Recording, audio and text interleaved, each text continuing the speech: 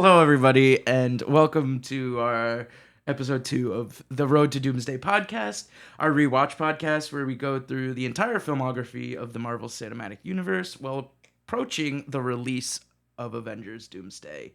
I am your host, Trevor Evans, and I am joined by Connor Mercer. Yo. And Francisco La Puma. Hello, hello. Hey, guys. So today we're talking about the first movie in the MCU, The Kicker. The Kicker Spider-Man! He's a menace. But he's not the first one. His movies came out similar time frame, right? Wasn't there one in 2007? Yeah. So Spider-Man 3 ended and then Iron Man showed up. Yeah, something like that. And then shortly after Hulk, but we'll get to that. Anyway, so we have Iron Man come out, release May 2nd, 2008. It was the first one. The director was, correct me if I'm wrong. Jon Favreau. Jon Favreau. Happy Hogan. Yeah. Happy himself. He looked so much younger in the movie. Oh my God. I want to bring that up. The whole cast, they look so young. It's crazy. Yeah. They didn't really touch up. I mean, the touching up of his beard and his goatee and everything, Iron Man's, I was like, oh my God. Yeah. So you know what's crazy is they all look different compared to now. There's one character who looks so much different. I swear to God, if you're about to say Rhodes. Yeah.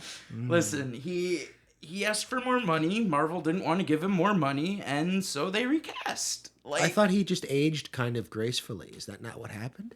That's a different guy? Don Cheadle is a different guy. You're telling me this now for the first time. Listen. Anyway, we're just gonna move on from that comment. Anyway, so I would really like to start this off with your guys' thoughts, just general thoughts on how you enjoy it. Because for me, I saw this movie probably last year, so this wasn't really a new or too old of a watch for me.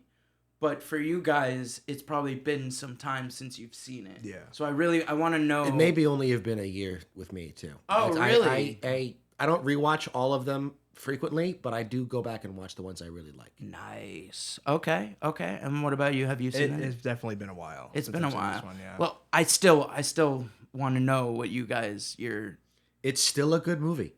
Yeah. Good. It is. No, I fucking hated it.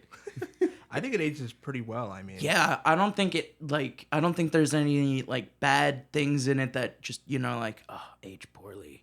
I really don't think so. I mean, even the CGI honestly, a lot of it wasn't. I was gonna say. Yeah, there was a lot of just practical, but you hardly notice the moments where you do notice it. You know what I mean? Like, they take you out for maybe a split second, or they took me out for a split second, just because I've seen the movie so many times and I'm used to all the new updated takes and stuff. But yeah, it really grabs you back right away with just the storytelling and everything. I think the biggest part of this for me was just in retrospect of Tony's journey. Because I've seen that game, obviously. Mm-hmm. So seeing, the beginning. Oh, yeah. Was very interesting. Yeah, he's so cocky. He's such a different guy. He's so different guy. So different. I mean, you can actually... rewatching this movie actually shows how, I guess, PG they've kind of come. Because in the first 5 minutes of this movie, you meet 3 characters that die immediately. Right then and there. And they're happy-go-lucky. They're not even soldier stand-ins. They're like, yo, can I get a picture of you? Yeah, it's like Don't post this on your MySpace. I'm kid. Yeah, let's get a picture. Yeah. And then they're just all dead. Yeah, it's like they're crazy. Joking around. That there's no tension, and then boom, they're all dead. Man, it's crazy. It's crazy. Yeah. Crazy tone shift. Yeah, and then later you meet... I'm going to butcher the pronunciation of his name. Yinsen? Yinsen. Dr. Yinsen. Yinsen? Yeah. Is it Yinsen or yes. Yinsen? I think it's Yinsen. Yinsen. Okay. I want to make sure I'm getting it right. Because you meet Yinsen, right? And you're like, oh, finally, first one Tony's gonna save, thankfully. And then, and then some things happen. And then some things happen. But you really get to see his journey come to light, his cockiness dissolve pretty much almost instantly when he sees that his missiles are being used. His legacy, basically. Yeah, the effect he's having on the world that he never even considered. That was such a powerful theme throughout this whole movie, was his legacy, whether it be his own or his father's. Yeah. And I thought that was really interesting. Like, are we going to really go down this military ballistics, blowing things up, or are we going to forge our own? Yeah. And, like, by the end of the movie, he's like, I'm ready to forge my own. Even before the end of the movie, after that incident, he's like, I'm ready for something else. We need a change. My weapons are not stopping the conflict that I thought they were. They're creating a bigger conflict. And thus, I have to now personally step in after building this suit in a cave with a box of scraps. Was it a box of scraps? That's a real question. No, it really wasn't a box of scraps. It probably was a couple of boxes of scraps, but mostly probably just breaking down his own missiles that they've stolen and stuff like that. One of the things I noticed, I'm not going to say, well, how do I phrase this? So there's a stark difference between, okay, buddy. The way the U.S. military is portrayed is insane compared to today. Like the propping up of a CEO who makes weapons in universe and everyone loves him. That's not something that happens anymore. Like the last guy that happened to was Elon Musk, and then some political stuff happened. But like that was last time Elon Musk was like universally beloved was 10 years ago. That's a long time. Yeah. It's been a while since like there was like a CEO who was like a celebrity. And another thing that I noticed, even though I wouldn't say it's like in a good light, the U.S. military, it's not a bad light. It's not portrayed negatively, the U.S. military itself. It's no Michael Bay Transformers military. Like there's still a big difference compared to like if this movie was made today, they would probably be one of the antagonists. Probably. Or at the very least, the audience would be like, "Why are we celebrating this?" There would definitely be more than just Obadiah. Yeah, and so the 10 rings. I mean, and the 10 ring. Yeah, 10 ring is like they're not even like the U.S. military. No, like, there would be more focus on the military's at best moral gray. Yeah, and I feel like there would definitely be more pushback in the military. Yeah. There would be more conflict other than like interconflict. Yeah, yes, thank you. Interconflict of, like, Tony's side and Obadiah's side, because people that want the war to continue and are underselling. Obadiah can't do it by himself, realistically, right? So it's like, if it was based today, they would have probably another character or several other characters in government supporting him on our side, and we wouldn't just see like the 10 rings and Obadiah. We would see 10 rings and Obadiah over here, right, on one side, because they have to interact, but you would then see Obadiah with the U.S. government or the military interaction. So I was just going back into your point, so yes. I was going to say, that's like, if there's one thing that maybe quote-unquote dates the movie, it would be that, but that's probably it. Like everything else, like you said, is very timeless. Yeah. It's very well made. There's nothing like, there's no writing problems with it that dates it. It's just the fact that it's like a product of its time. Yeah. That's the only real thing. Yeah, we've definitely gotten more cynical. Yeah. That's the better way to put it. Certainly. But yeah, I mean, for me, this rewatch was just full of nostalgic moments. 1000%. Because this was the first one I saw. This is basically like my superhero reawakening. I know that's a weird term. Nerd. But like, it really was. And it was like, I was 9 at the time, something like that. It really opened me up to this world. And so running back, like hearing all these quotes and stuff that I remember from my childhood. It's just like, box of scraps, like that plays over and over in my head. Tony Stark built this in a cave with a box of scraps. You know, like then when that moment happened, I was like, oh my God, I can picture myself in this theater back when I was a little kid, like big screen and everything. So for me, I had a really good time 2 hours ago. Yeah. 2 hours ago. Oh, okay. What time is it? 4 hours. So you watched it today? 4 hours. Yes, I watched it today. No, I had work. I watched it last night. I also watched it last night. I had to get up early, so I couldn't watch it last night. So I watched it today because I got back early. Well, it's fresh in your mind. Yeah. Yes, it is very fresh in my mind. Let's start. Let's quote the whole movie. Ready? No. I feel like I'm being court-martialed. Come on. Back in black. Anyway. We have a job with peace. We have a job in peace. You said let's quote the movie. Oh. I'd be out of a job. You don't recognize a quote from this movie? Fake fan. Oh my goodness. No, and he's hosting. I misheard you because I'm hard of fake hearing. Fan. So I was just confirming. Fake fan. Don't call me a fake. You can't call me a fake fan when I've can't. seen more of the movies. For the record, you. Trevor is wearing an Iron Man t-shirt as we record this episode. I didn't even notice that. 90% of my wardrobe is Marvel themed, all right? Nerd. Shut up. Yes, I'm a nerd and I'm proud and I love the MCU, all right? Let's move on. Back to Yinsen. Okay. In the Yinsen is very, very, very important. I mean, he's really the unsung hero of Tony's journey. Yes, he is quite literally that like changing point, that turning point. Because without him, well, first of all, Tony would be dead. You know, he quite literally saves the universe. We see in the beginning, Yinsen saves Tony, then has to give Tony the reality check of this is really happening. You're here. Listen to them. And you may be able to get out of here or whatever. And then you see the journey of Tony, like kind of like falling into this despair of giving up. And then Yinsen's like, can't do that, dude. No. Not happening. Might as well make this work. And then Tony gets back on his horse and he starts his own plan. And he starts making the suit that we see, the Mark I. And so it's building up to this great heroic moment of Tony's going to rescue this guy from the cave.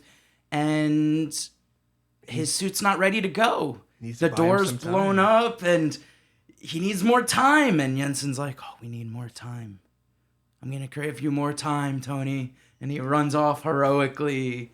And we come later to him and he's passing on pretty much with. I mean, it's really heartbreaking because yes, one of the more prominent parts of Yinsen's character was going back to see his family. Yeah, we were like, no, he's gonna go. He's gonna go see his family again. Tony's gonna make it happen. And then we find out his family's dead. Yeah. So my family's dead. And the thing, he says his village. I don't remember the name of it, but he mentions his village, and then he says his family is dead. And then you see on the news right before he does his first quote unquote mission, that's the village. Yeah, that's his village. Yeah. So it's like that much more personal for Tony. Mm-hmm. Oh, and then he does this badass suit thing and goes and kills everyone. Anyway, but that's another thing. We see Tony quite literally killing people in this movie. Yeah.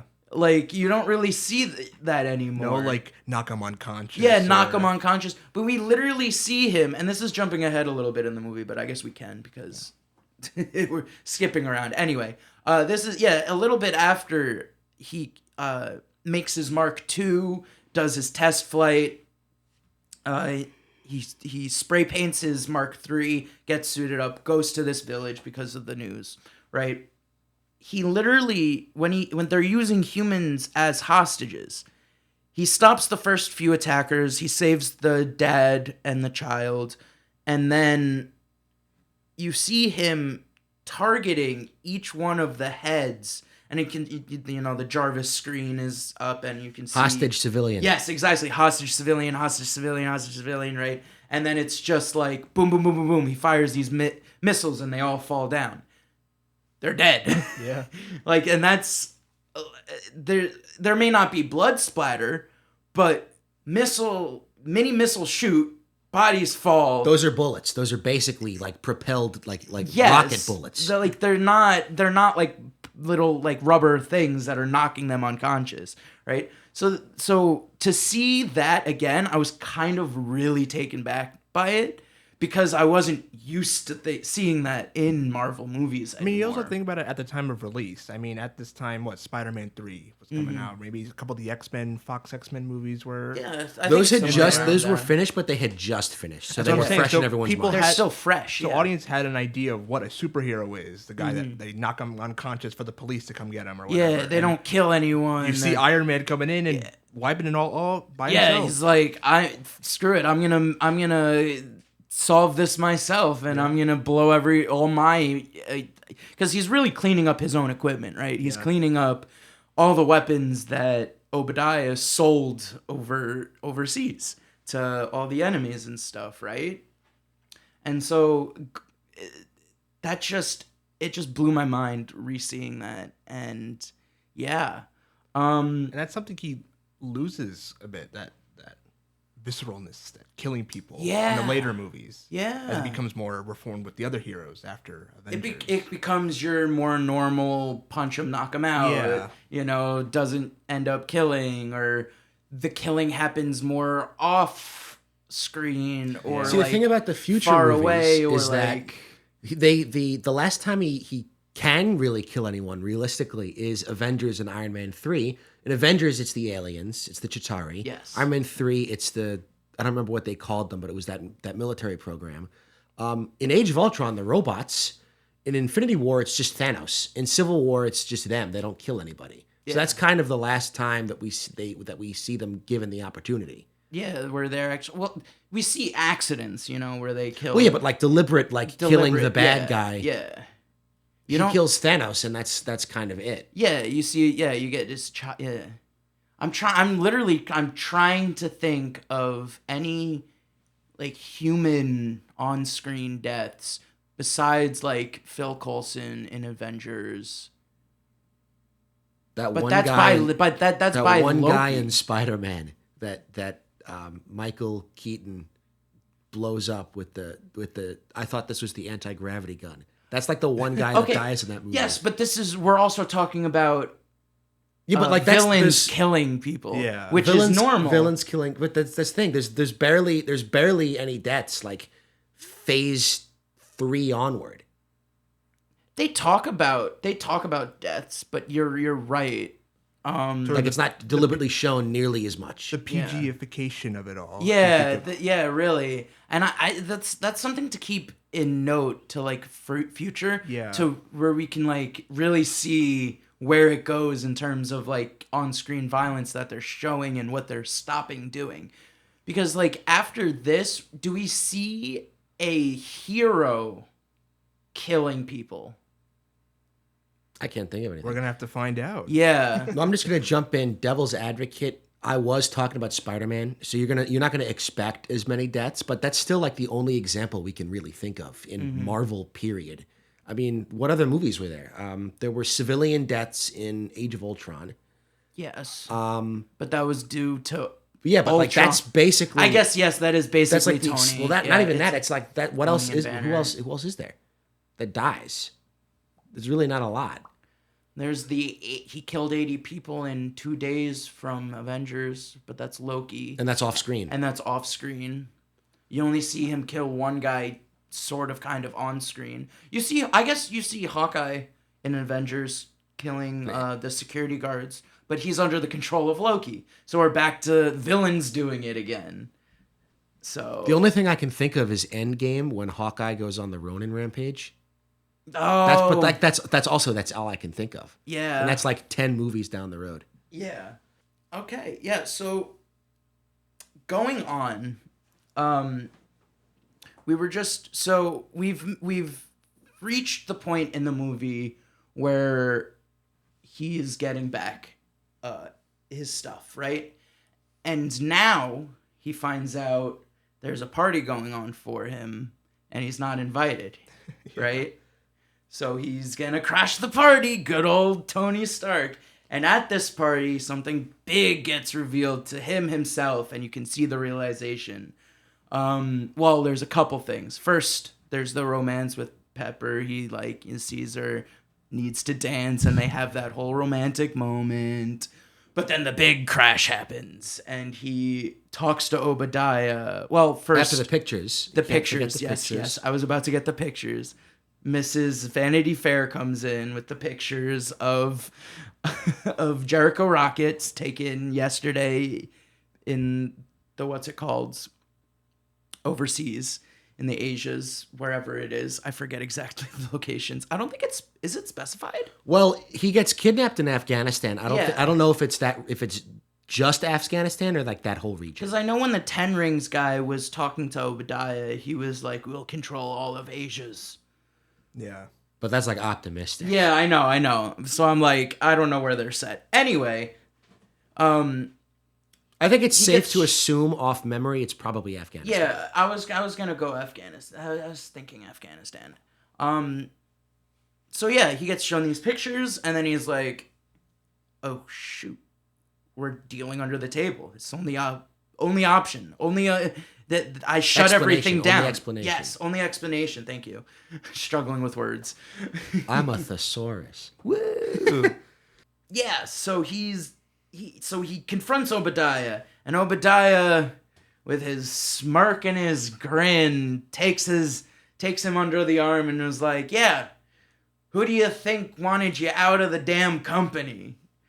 And then Tony's left there all alone with the realization that Obadiah has stabbed him in the back and is dealing under the table. Dun, dun, dun. And it is not just the Ten Rings guy. What are our thoughts? Did we see the Obadiah? Okay, I know this is a rewatch, and we knew Obadiah. It's been too long for me to say if I saw it coming. Okay, because I didn't when I was a kid. See, here's one thing. Obviously, Tony knows at that point something is going on with Obadiah. Yeah. I don't know if it occurred to me, even yesterday, that he knew the extent of it. Like, the way I interpreted that scene, Obadiah was telling Tony, it was more like a half-truth, like, we locked you out of the company because the company is doing some shady things. That's the half-truth. The other half would be the lie, which is, I did that to protect you from the expected fallout when this hits the press. So that's how I interpreted it. Like, he was still trying to keep as much of it under wraps to Tony as he could. That's just the way I am. So. That's it. I mean, it sounded very much like hey, I'm the reason this is all happening. It was very much a cynical villain kind of coming out like, hey, I'm the reason all this shit happened to you. I believe Stane was working with his father, Tony's father, right? Yeah. And then Tony was kind of just thrusted into the same position that his father was. So what happened? Yeah. So Stane and Howard Stark, Tony's father, worked together closely, right? And then Howard ended up dying, and Obadiah wanted basically the throne. Thought it was his throne, so he stepped up into the position while Tony was, not old enough to be in charge of the company, and probably got that taste of power, that that wealth, that wanting, probably started dealing under the table. That's probably where it started, when he got that power in the interim. And then Tony just turned 21 and is like, this is mine again. This is mine. Goodbye. And he became the face of the company. And he became the face of the company again. The face of like the military industry complex. Yes. Yeah. The whole thing that Obadiah wanted. So I think Obadiah's turn was more of a built-up resentment from years of things going on. See, I am agreeing. I'm going to defend my stance again. I think he was trying to stall, because at that point, he didn't know he had another Iron Man suit. And we also know for a fact he wanted him dead, and he was almost certainly going to go back and do it again. Would he really insinuate all that to Tony right then and there? Like, I'm going to kill you, and here's why? I do think it was a half-truth and a stalling tactic. That's just the way I interpreted it. Well, this was at a point in the movie where after he already said we're not making missiles anymore. Yeah. Yes. There was a public conscious that he was going a little crazy. Yeah. From after being rescued from the Ten Rings and stuff. So I think it was kind of all circulating in the air. So even if he told him that, people probably wouldn't believe Tony. He's like, oh, This guy has I guess PTSD. so. This guy's That's PTSD. just the way I interpreted the scene. That's the way I interpreted the leaves scene. off Tony with who do you think? What is the term? Who do you think locked you out? I think it was. No. The term for kicking someone off a board. Who do you think Was it shut you out or locked you out? Why did I want It to was say not incarcerated? Who do you think held you in contempt? That's what it was. He did not say that. Yeah, he said something along the lines. He said along those lines. He did not say held you in contempt. It's okay, really maybe not in contempt, but it's something in. I think it was who do you think locked you out? I really do think that's. I don't think it's. I think I said that. No, I'm pretty sure he said. Well, I guess you watched it more recently than us. I did. A few hours versus 12. The thing is that scene ends with that was the Where's only our way fact I could. checker? Sorry, he looks like he's googling it right now. Oh, are you? Actually. I'm trying to. So the thing is that scene ends with that was the only way I could protect you. So I really do think he was trying to. I don't think he stall meant a it little like bit. that, though. I think he meant it. He did say it's the only way I could protect you, Tony. I think it was more so intended for like the backlash, because he's like, I'm calling you crazy to the board. It's the only way I could publicly defend you without ruining my own image. I just didn't. That's just not how I interpreted it. I looked it up. He says injunction against you. Injunction. That's Filed what, the injunction. Who filed? That's yeah. Who do you right. think filed the injunction? Yeah, that's what it was. Injunction. But Thank it you does for looking end that with the protection line, right? It was the only way I could protect you. Yeah. up. Yeah. I really just don't think he would say that if he wasn't like, well, in some vague manner trying to convince him that it was true. That's just not something you say to someone who you're trying to kill unless you're trying to hide that fact from them. I think Obadiah thought he knew less than he did, or was less far along. Obadiah is getting confronted with this knowledge at the party that Tony now knows. You know, he's getting confronted with, oh shoot, Tony now knows we're dealing under the table and I have to redirect his energy and time. And so he's saying, maybe at this point, he doesn't know that he's getting that he called the hit on him. I don't think he knows he got called the hit on him, but now he's being confronted about. I think okay. I think where our confusion is I think this confession might only be about dealing under the table. Well, yes, but I and not that the it's just that killing. last line. Trying to I protect think it's you. all manipulation. I don't. yeah. That's what I'm saying. Yeah. I don't think he would have said that if it wasn't like in an attempt to manipulate him, kind of stalling. He didn't know that the know if it Iron was Man suit was stalling, ready. though. He flew out like the next day. I guess stalling is I just don't understand where you're getting stalling from. Well, that's the is wrong where word then. my But confusion is coming like from, I misdirection maybe. think. Okay, misdirection I can see. Like, this is the only thing I'm doing. We're only Yeah, dealing like under that's the the only table. thing I'm doing. Okay, that could get. Yeah, I can see that. Because point. also later in the movie when he says when I put the hit out on you when he's been paralyzed, yeah. you could see in his face that like Yeah, well, he that's just the realized moment that. well, that's the moment he tells him. But I was saying, I think I know where our confusion went. For us audiences, for the audience, that's the moment we really find out when that Obadiah is really, really the bad guy. Because it's Yes. confirmed. So then we can make the connection that he's probably the one who also put the hit out on. Well, the Tony thing is, and we stuff. find that out the next scene because he goes not the Yes, next scene, like not the one next of scenes. the next scenes. He goes to the 10 Rings and flat out says, "I paid you to kill Tony Stark." Yes. But Tony doesn't know that, so it's just the way I interpreted the scene was that he was trying to lie about the circumstances of Tony. What was it? The injunction of the injunction. And like that was he maybe thought that was the extent of his knowledge. That's just the way I read the scene. Okay. What about you? You're quiet over Yeah, there. you've just We're been doing standing there research. waggling your fingers. Well, we've been talking about Stane for such a long time. I feel There's like- how can He you said- not? A lot of people like to say that the Marvel villains are like either one-dimensional or not very good. He was a very good villain. He was actually one of those like non-one-dimensional like, villains. he's not who- mustache twirly like pure evil. No. I mean, obviously he's evil. I mean, you hate him. Yeah. You hate his guts. But like there's a lot going on under the hood. Yes. Yeah. And there's a lot to talk about. You see him as a mentor at first, opening like he's the mentor to Tony. He's like, under my wing, I got Tony Stark, and they're like, awesome. And then Tony, throughout the movies, like putting all his trust in Obadiah. He buys him pizza. He's like, oh, it must have been. They show how much they know each other in that scene when he's like, oh, it must have been bad if you bringing pizza back from New York. Yeah. This shows like they have had a history, that Obadiah has been this big mentor, Like it's not their first rodeo. Exactly. It's not the first time they're meeting. It's not the first time a villain is pissing off a hero and doing whatever or causing collateral damage of innocence. It's happening within the industry of Stark Industries. Yeah. So Obadiah is he's very fascinating. What do you think about his conclusion then? Well, I'm glad he's dead. What? He was the good so guy. Happy. Listen, I do love the Iron Monger suit, though. It is sick. That scene where like she's like twiddling with like the chains she's or like something. she's like looking through the chains, and it's when she's running and he reaches through the door and it stops. Could you imagine getting like mauled to death by that suit? That's fucking terrifying. I mean, Tony did on the highway or something, right down the street. He was getting thrown around. He's in a suit of armor. Yeah. Pepper Potts is just a person. Yeah, Imagine like a ginormous robot arm trying to grab you could tear your fucking limbs those poor off. shield agents. It's scary. I assume they're shield agents because they were with Phil Coulson, but they were probably just regular agents. I was surprised at how involved Phil Coulson was. Right? And that took me back. More than I remember. Way more than I remember. And I watched this movie a lot. Phil Coulson's like in every big...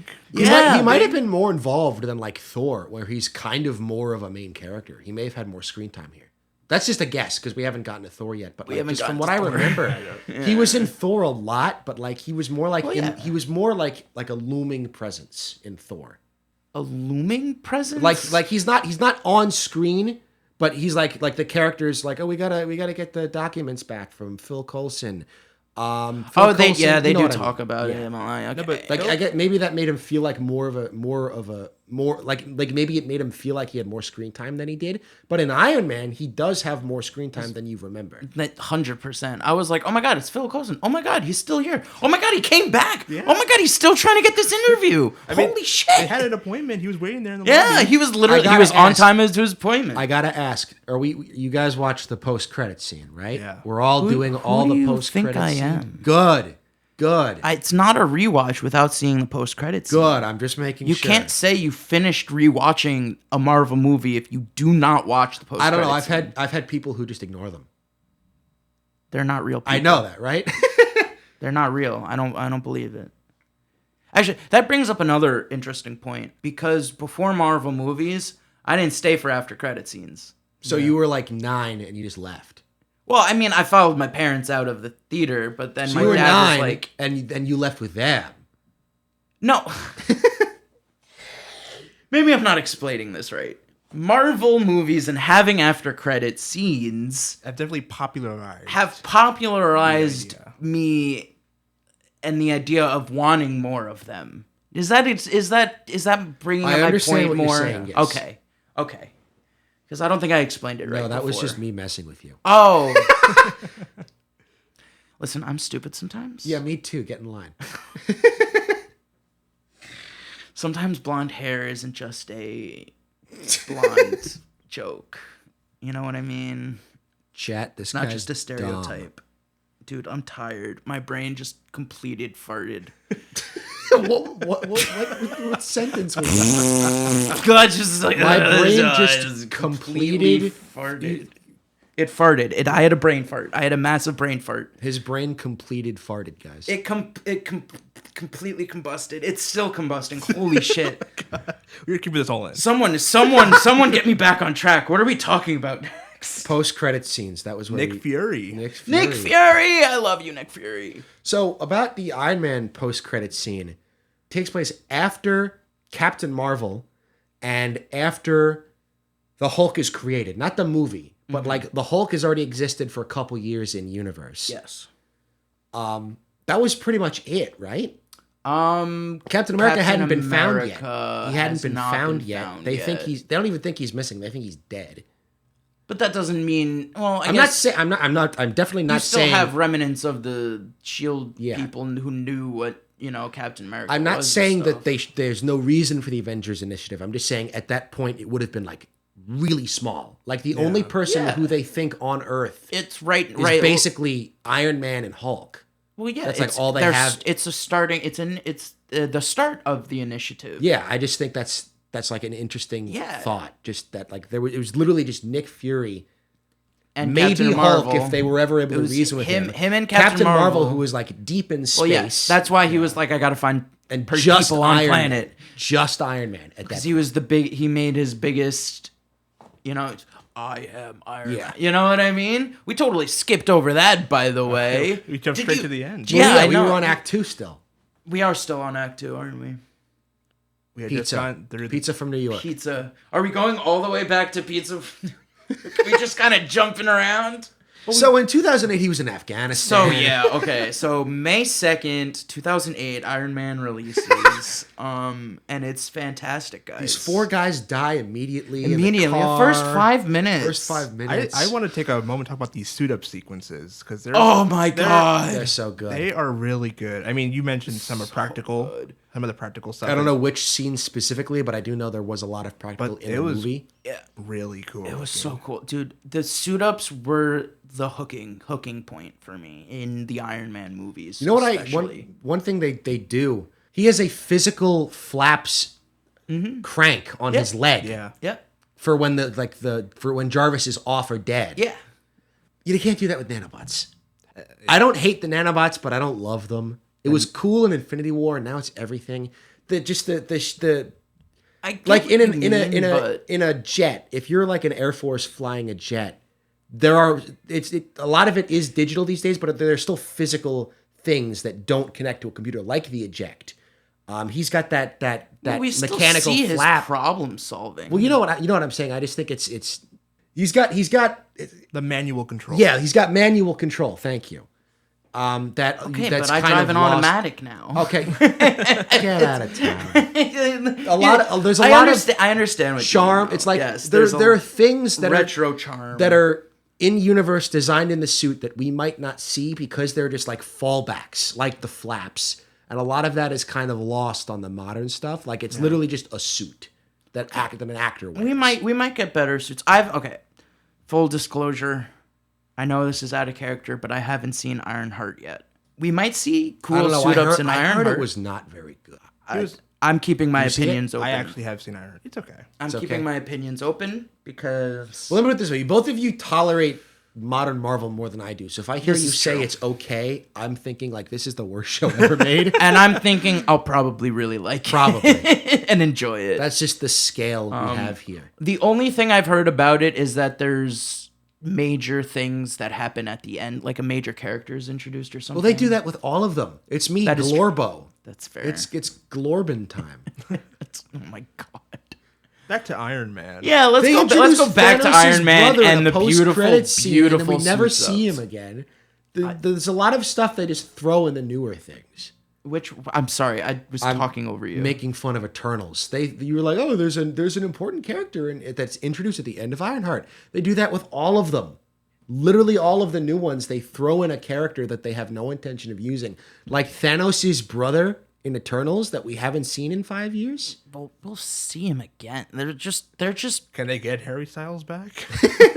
They might be able to.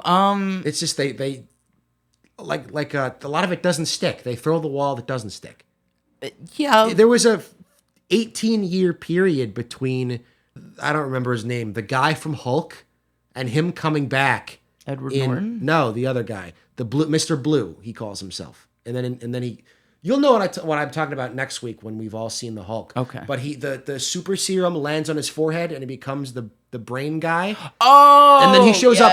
Yes. 18 years later in real time in Captain America 4. I think Captain America 4 has a lot of other problems. Well, you know what I'm saying. If they bring someone Hulk back. Too?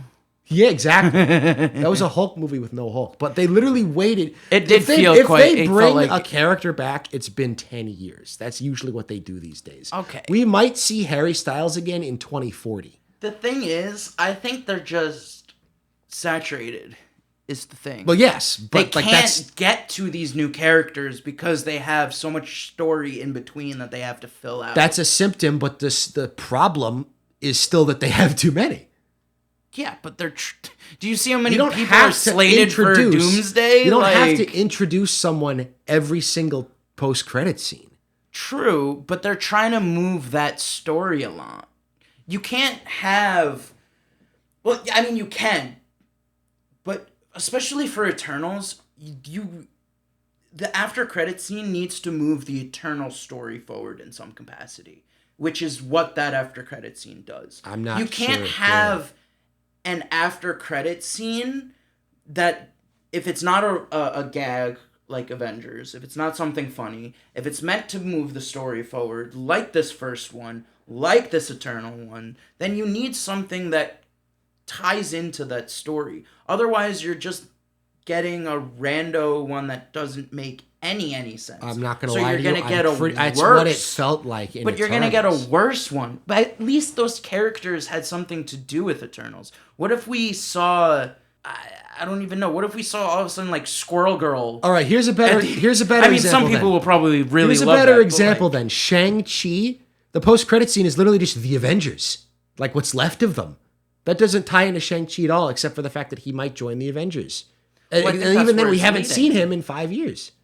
That movie came out like 2022. After credit scene. It was the Hulk, not the Hulk. It was Bruce Banner, like showing. It was Wong with the portal, and he brings him to Bruce Banner, and they're like, "We're what's left of the Avengers," and then they never do anything with that, and it's been 5 years. What?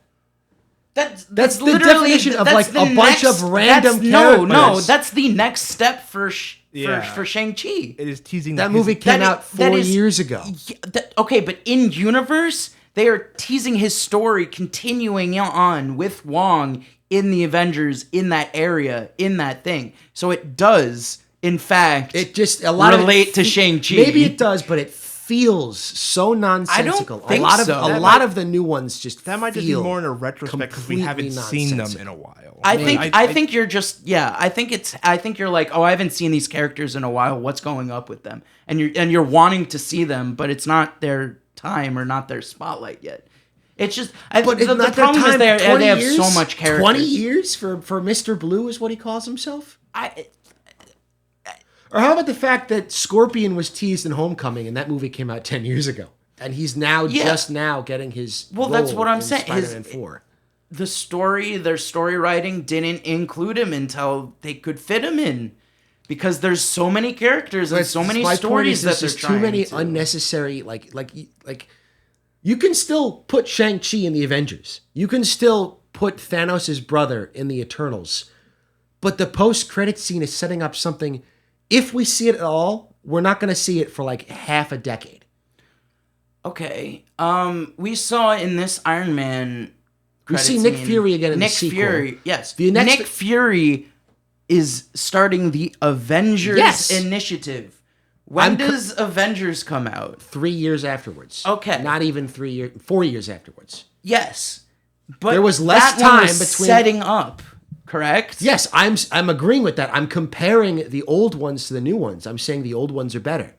The new ones are completely nonsensical. The old ones okay, we have to go back to when the old ones we have with the old ones, like you said, who's in the Avengers. It's Captain Marvel, it's maybe Hulk gonna be, and then possibly Iron Man, right? There's only 3 possible heroes. Yeah, but that's in universe. Yes, in universe. And this movie was at a time where people didn't know who Iron Man was. Right? Yeah, people didn't know who Captain America was. People probably maybe knew Hulk. What I'm saying is, could you imagine them teasing Nick Fury and then we don't see him again for 5 years? But that's the thing. We have so many other characters we could be making movies about now because they're in universe. They've been put into universe. So now we can make stories about them, right? In the meantime, while we're getting ready for Nick Fury's story, is what I'm saying. All right, well, without that saturation of people, then you can get things like you see the Avengers Initiative after credit scene, and then the Avengers comes out 3 years later. Because there's not much storytelling in between that we need to get to. with all these newer ones, we have so much universe now, so many heroes, so many different things that it could be that we just need to try and explore it all. And you don't think that's a problem, that there's too much? In a way, of course, it's getting oversaturated, and it doesn't seem like they have any idea. Okay, I wouldn't say any idea. It doesn't seem like they've put down concrete building blocks, is what I'll say. All right, well, I can see I'm not going to sway anybody, so I'll just end that part by saying I think the new post-credit scenes suck. I think they're not planned out at all.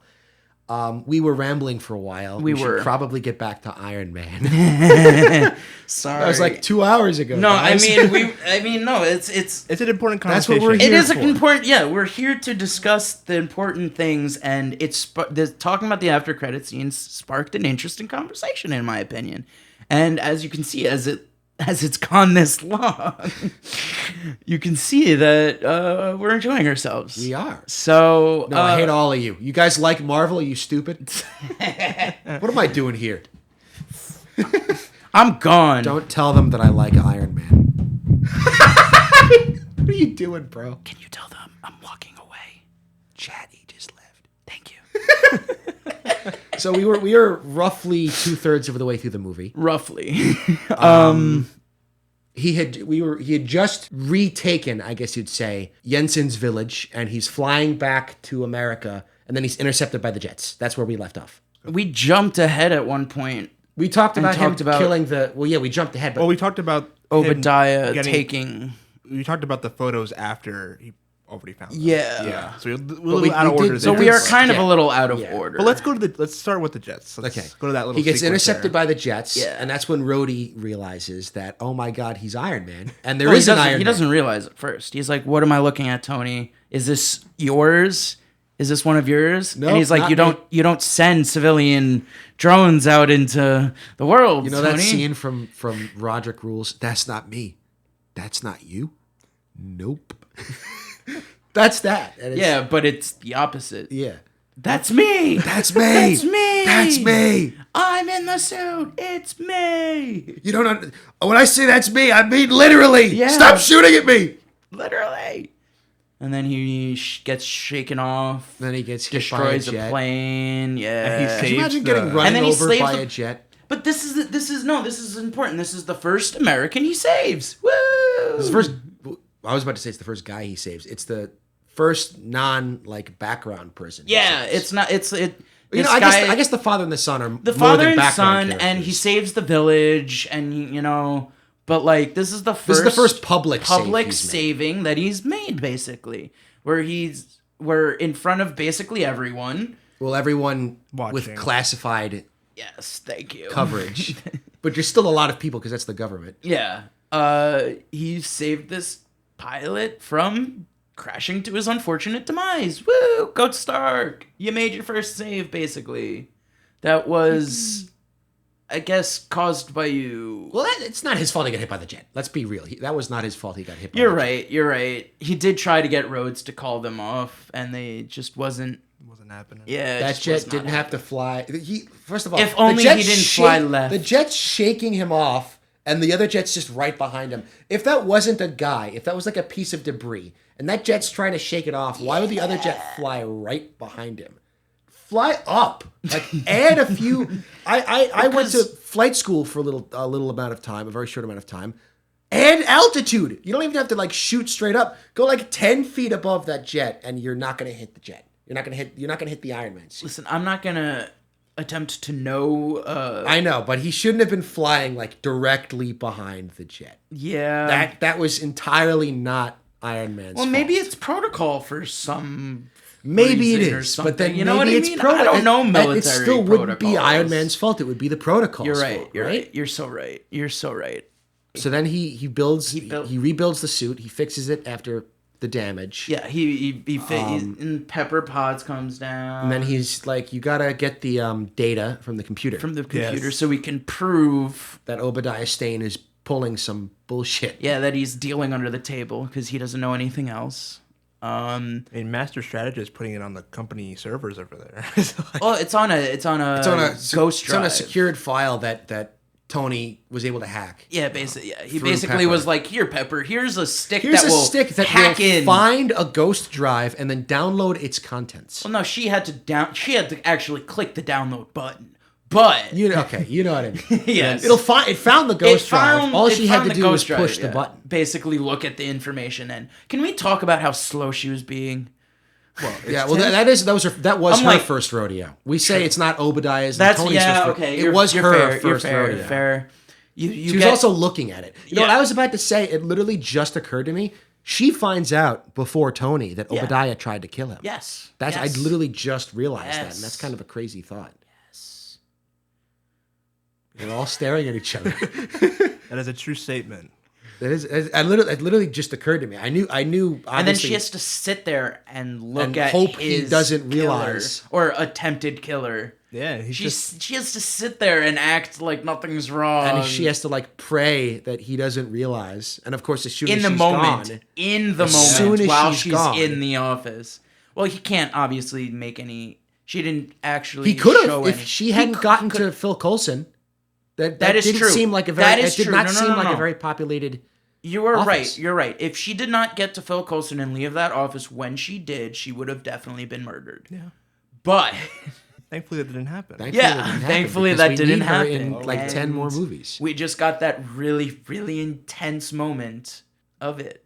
Of finding out, like 1,000% without a doubt, Obadiah Stane is super duper intimately involved. Yes, like the mastermind behind it all. He's not a cog. He's the not, machine. Yeah, it's literally not the 10 Rings reached out to him. He's the Iron Monger. And that leads us directly to the final fight. Well, not the final fight. Him going to Tony's house. I was just about to say, him the going... lead up to the final. Yeah, I mean, him going to Tony Stark and being like, "Hey, I ordered that hit on you, dude." And now I'm gonna kill Pepper. And now, he doesn't say that. He is like, "I wish she could have lived." Yeah, it's a shame. I wish she could have lived. That scene is tense. It's tense. It is uncomfortable. Tense. And the whole time you're just like, he can't. He needs that, dude. You just took his. You took his heart. His shrapnel's you crawling. Took his heart. Dude. He needs that. He needs that. He's gonna he needs die, that. man. Oh my god, he needs. And then thankfully, then he goes. I mean, thankfully Pepper. I mean, we didn't mention it earlier, but proof that Tony Stark has a heart. Yeah. I was just about to. Like, if she didn't keep that, he'd be dead. He would completely. Yeah. Like, Pepper saves the day again. Of course. Because we don't know how long Rhodey took. Yeah, we do not know. Even then, he doesn't have a replacement. So even if Rhodey's could get him theoretically to a hospital, he would die. Yeah. So it he hinges barely on that made it in arc time. reactor. I think it's safe to say Rhodey barely made it in time to even begin with. Because when we see, he's still on the ground. He's still on the ground, and the arc reactor's still not in his chest. It's not until Rhodey gets there that it gets put into his chest. I mean, we get the comic relief moment in the tense moment with the because he can't reach it. It's on the shelf. Can't reach it. He falls down, and everyone's going, "No, Tony, it was right there." And then the robot who's been consistently screwing up, comes in clutch. Everything comes in clutch, and then he goes, "Good boy." There he takes it, smashes it, and then yes. And then from there we go to the Tony final suit up. Tony's yes. And then one of my favorite lines. Next time, baby. There it is. Next time, baby. And then he didn't. And then there was not a next time. No, at least not for him. Not for him. But for Mr. Cheadle, however. Yeah, for Mr. Cheadle. He got his first time. I don't know which actor I prefer. I think they're both pretty good. They're both decent, but I think just over the years I've fallen in love with Don Cheadle. Well, yeah, that goes without saying. We've had him for longer. We're used to him. But like from a purely character actor standpoint, I don't know which one I prefer. Like it's a similar story with the Hulks. Yeah, not enough. Because it's a weird feeling having two different actors in the same role. You do get used to one of them, but there's a certain like I wonder how this would have gone. Right. They kept the other guy. Yeah. Like I would have loved to see. Not that I didn't like Mark Ruffalo, but I would have loved to see Norton in the Avengers just to see what that would have been like. Well, I mean, technically, if you want to be really technical about it, he is still the voice of the whole. No, Edward Norton? No, he was. They have the same voice of the Hulk because it was the guy from the CBS show. That doesn't mean it's Edward Norton's Hulk. It's still his Hulk's voice. It's the character. Yeah, but I'm saying like Bruce Banner specifically, it would have been interesting Okay, buddy. I'm being highly specific, Yes, technical. you are. That's what yes, I'm... you are. I know. It's called a joke, dude. You know what? Now it's my turn for You're messing a with funny you. guy. Thank you. I respect you. Thank you. I do. But yeah, and then Pepper saves the day again at the end too. Blowing up the arc reactor. Yeah, blowing up the giant arc reactor for it to go. That bajillion-dollar reactor. And I will say, he's got jillions of He dollars. does. Something about the physical Iron Man suit. Seeing the battle damage. I love battle damage in superhero movies. So even though he's getting beat to a bloody pulp, I mean, seeing the like arm comes off. yeah, like a He's hand starting exposed. to take the suit off, and then Obadiah Stane comes back, and he's like, "Oh And you're God, like, how did you my not hand, die?" my glove is still off." He tries to shoot with Yeah, his he's just hand. like, and you're just like, oh crap. I think it's so. No, it's cool. that ending fight. It's If so good. Stane had It's taken so like good. a second longer to land, Tony Stark would have died. taken a second longer to land Because he was literally in the process of removing the suit. Yeah, That's why he had the glove off. Yeah, a second. If he waited a second to attack Tony. Yes. Because I wouldn't call him landing. Well, you know what I mean. Like if it had taken him a second longer, if it had taken him a second longer to get there, he would have taken off probably way too much of his suit and because he's running out of power. You know, he can't operate the suit without power. We see that in Iron Man 3. So Tony holds this press conference. He's given papers to sort of read off of and Post Obadiah. Post Obadiah. Agent Coulson's like, here's your alibi. Just stick to it, and you'll be golden. do this, and it's over. Over. You never have to Everything's past think you. about it again. And then Iron Man doing his jabs at the comics, because in the comics he's Iron Man's bodyguard. Tony. Iron Man is his bodyguard. Yeah, sorry, I misspoke. And then what does he do? And what does he do? Well, he looks at them cards, then he puts them down, looks dramatically in the camera, and says, "I am Iron Man." And then everyone stands up and goes, "Holy shit!" Yeah, and every reporter who's told they're not going to get questions tries to ask questions, except Miss Vanity Fair. Yeah, I noticed that for the first time too. Sits Actually, like with that front smug face, like, center. yeah, I totally knew this was gonna happen. Yep. She was like, I saw it all along. Something was gonna happen, and it happened. Yep. And then all of a sudden,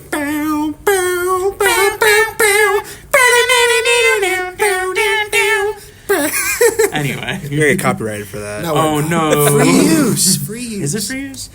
Us doing that I is mean- free use. Oh, okay. This moment is not only pivotal for Iron Man, obviously, but also for superheroes. I mean, Yes. secret identities are a big Yes. thing, and Not even just in universe. Like that was like the first mainstream movie where there's no secret identity. Yeah. Yeah, like he didn't need to protect anything from getting out because he himself released it. yeah, it was know, a he's crazy moment. Fun fact, actually, about this moment that is a little Fun fact: did you guys know he's Iron Man? What? Besides that, originally they were going to go the route of him just reading the cards and doing the alibi, but Robert RDJ, Downey Jr. ad-libbed it. yes. See, the thing about Robert that Downey Jr. ad-libbed "I am Iron Man" because he had saw it or something happened where he was just like, they had taken several takes, right? And one of his takes, he decided to put the cards down and go with "I am Iron Man," and that was the take they decided to use. See, the thing about that scene is, I believe that happened with 1,000%. That's something Robert Downey Jr. would do. Mm-hmm. The thing about that scene is, I can't find anything online about what the actual ending was supposed to be. Was it really just supposed to end with like a press conference where it's like, yeah, I'm not Iron Man, and then the credits? Because that doesn't sound like a very... Well, I think that's why they probably went with the maybe, "I am but like Iron I'm Man." thinking, was there like something else afterwards? Maybe it's like, okay, well now I have to, like, he leaves, he goes backstage and is like, this is gonna be tough, and credits. I don't know, but the fact that it's so hard to believe that wasn't the plan. Yeah. Like, what the hell was the plan? Yeah, well, like, because what if we that got was wasn't- probably a million times better than whatever the original plan was. Probably. Could you imagine an Iron Man 2 with the secret identity? It wouldn't make sense. We'd get a completely different Iron Man 2. We'd get a different Tony as well, because he'd have to act completely differently. Yeah. You know? It'd be... But like the immediate repercussions of that is like, the Iron Man 2 is not going to be like, oh, he's protecting his secret identity. It's like the ramifications of publicly being Iron Man. Yeah. Like, that's a completely different plot point that we would not have gotten. No. So whatever the original plan was, we got really lucky, I suspect. We did. Thank you, RDJ. Heart goes out to you. And I mean, speaking of RDJ, one last thing. This movie saved his career. Oh, yeah, he was a drug addict. He had literally just gotten out of rehab, right? Yes, he had just gotten out of rehab. And then Marvel basically scooped him up, and he was like, it was like his second coming. You know, it was just like, it scooped him up, and he just got out of rehab, went into this movie, and it just catapulted. And then he was Iron Man. And then he is Iron Man. I saw a post a few years back that was like, I forgot Robert Downey Jr. isn't Iron Man, and I thought he was dead. That was a comment I saw, because he dies in the movie. Like, damn, it sure does suck that Robert Downey Jr. is dead. Wow. They keep putting him in He's alive? movies, too. Those memorials and Far From Home. I was right. I can't believe they did a Robert Downey Jr. memorial in that movie. Spider-Man, guys. It's crazy. But thank you. This has been fantastic conversation That's it? of Iron Man. I know, we gotta wrap up, guys. Isn't that horrible? What about the collateral damage? Oh, the collateral. Over. Yeah. Oh my God, there's still so much to talk about. There is so much. There's still so much I want to say. We did. We talked through like the 20 minutes of Shang-Chi sucks. Hey, I really enjoy Shang-Chi. I did like that movie. I have to rewatch Shang-Chi. Well, we're going to. You're in the right place. It is, in fact, an MCU movie, and we're watching MCU movies. This is true. We are on the road to Doomsday, and that is one of that stops. All right, guys. Well, it's been real. It's been real. Thank you for joining us on our Road to Doomsday podcast. It's been a pleasure, and we'll see you next time for Hulk. The Incredible Hulk. Isn't that wonderful? Roar. Why didn't you roar? Not planned. We did not rehearse that. All right. Bye, guys. See you later. Fare thee well.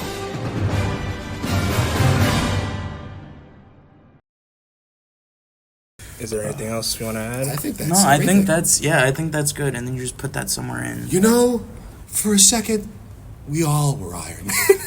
We are the Flash. We are Iron Man. Absolute cinema.